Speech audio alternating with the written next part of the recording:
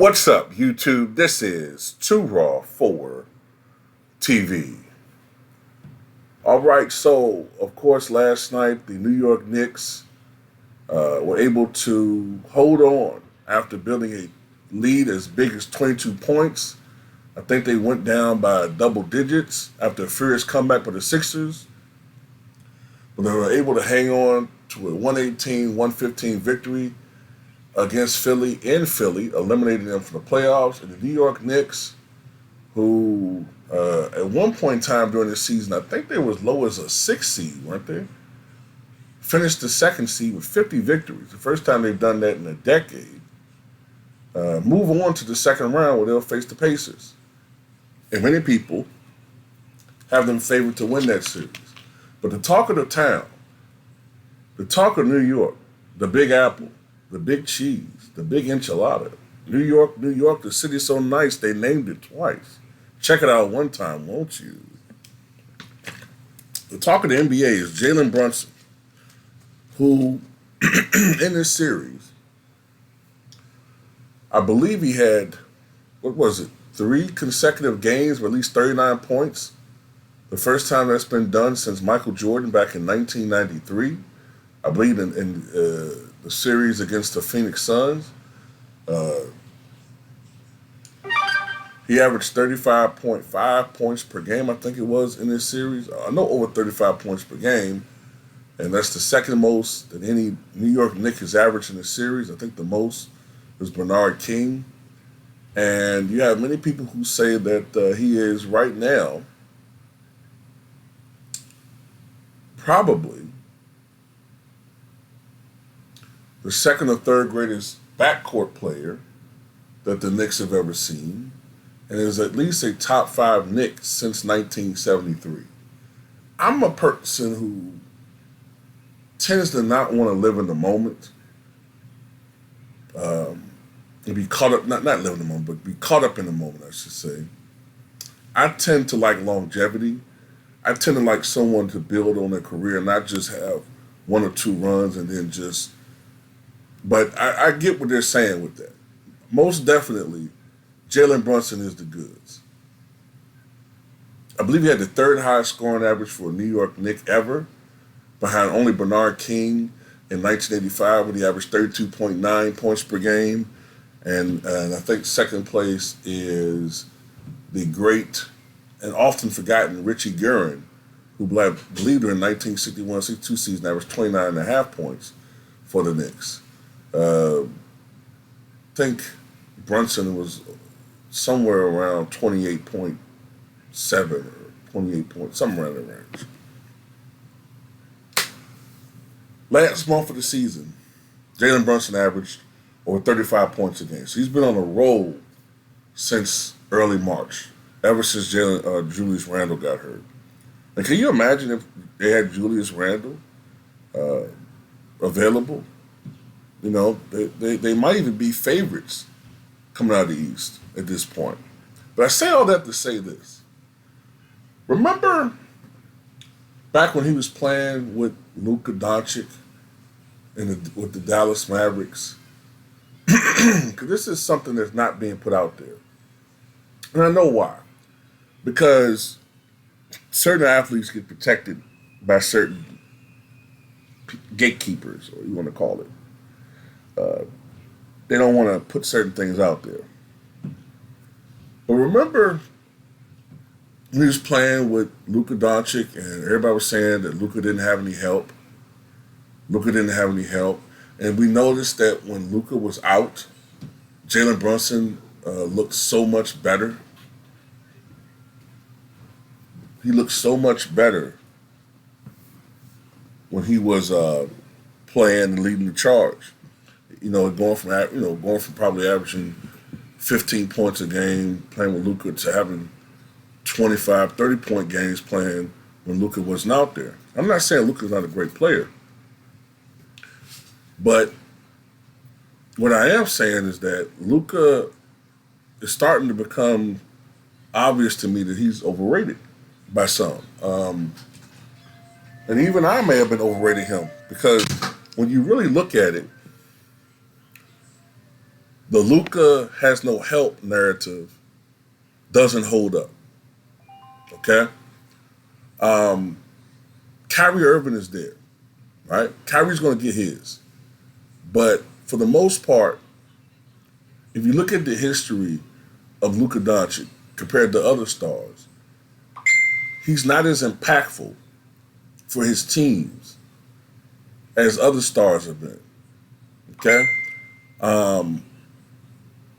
When you look at the data, other stars obviously elevate their teams.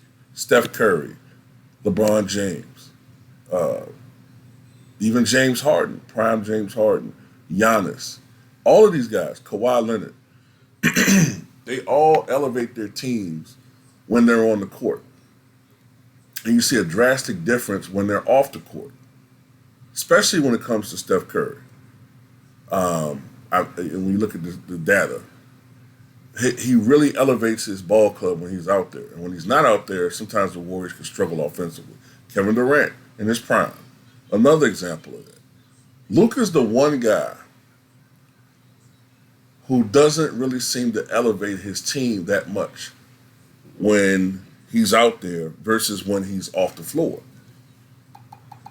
So that flies in the face of conventional wisdom that he doesn't help his team. That he needs help.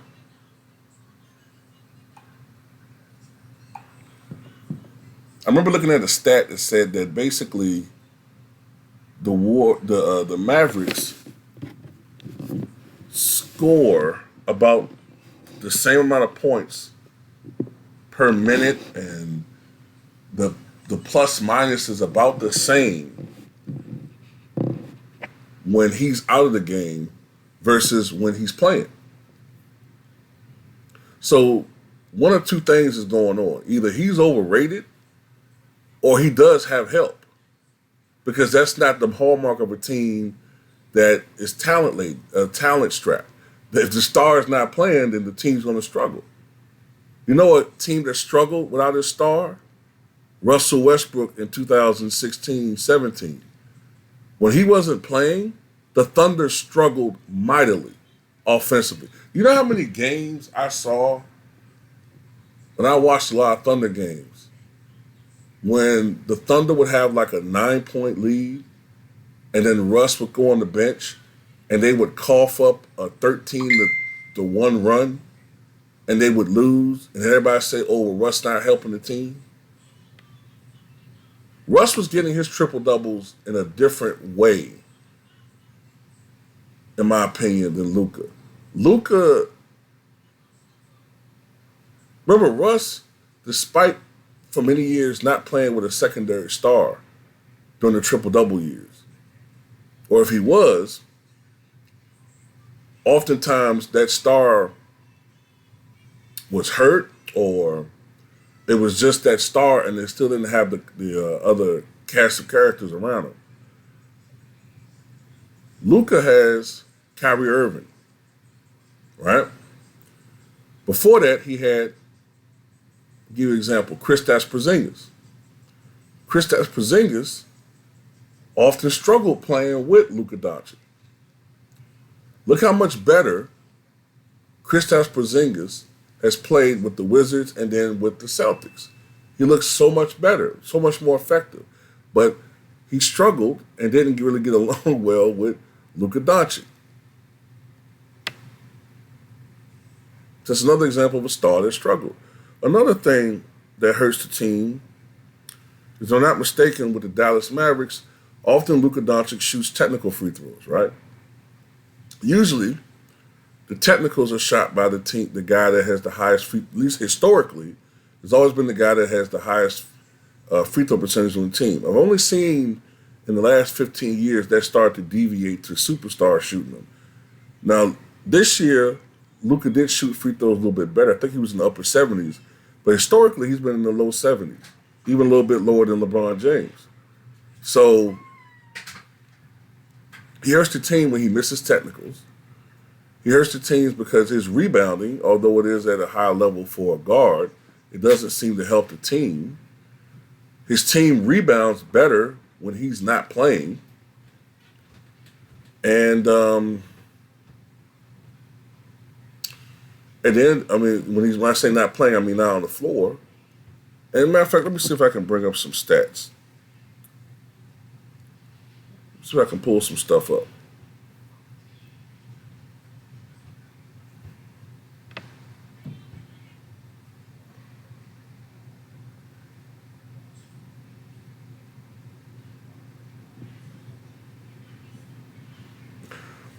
In 4 of his first 5 seasons, the Dallas Mavericks had a positive rating with him off the court, plus 24.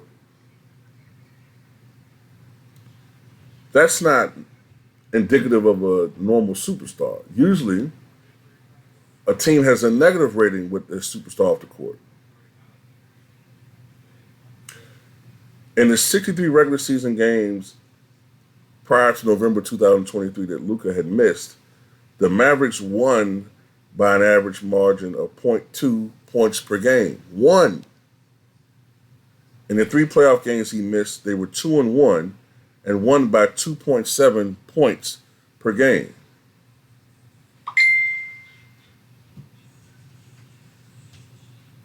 In Luka's first 5 seasons, his team had a positive rating with him off the court 4 times. In LeBron James' first 20 seasons, that happened only once. And in Steph's 12 full seasons, that happened only twice. So Luka's already had more seasons of off-court help than LeBron and Steph combined. That's not indicative of a guy who apparently, supposedly needs all this help. Or he's overrated. One of the two has to be the case. As I said before, Embiid, Jokic, Giannis, when they're off the court, the team struggles. Not so with Luka Doncic. So yeah, I mean, look at the recent game that they had. I think where they lost the game before they won against the Clippers. Luka had like an exceptional stat line if you look at it, like something like 33 points, maybe 8 rebounds, 12 assists or something like that. If you just look at the numbers, they look great. But that's the same game. He also went 1 of 9 from downtown. I think he had a few turnovers in that game. And another part of his game that I haven't even touched on as to why he hurts his team is his terrible defense. That's another aspect of his team, of his game that hurts the Dallas Mavericks a lot. But, you know, it doesn't get mentioned. Then you look at the whining attitude, always crying about calls, bitching and moaning to the officials. If you play tight defense on this guy, he whines, complains. He doesn't get the same heat because there's certain athletes, you know, it is what it is. They don't get the same smoke. They just don't. Okay? But Jalen Brunson has proven that Luka Doncic, like LeBron James, can hinder the production and development of certain guys.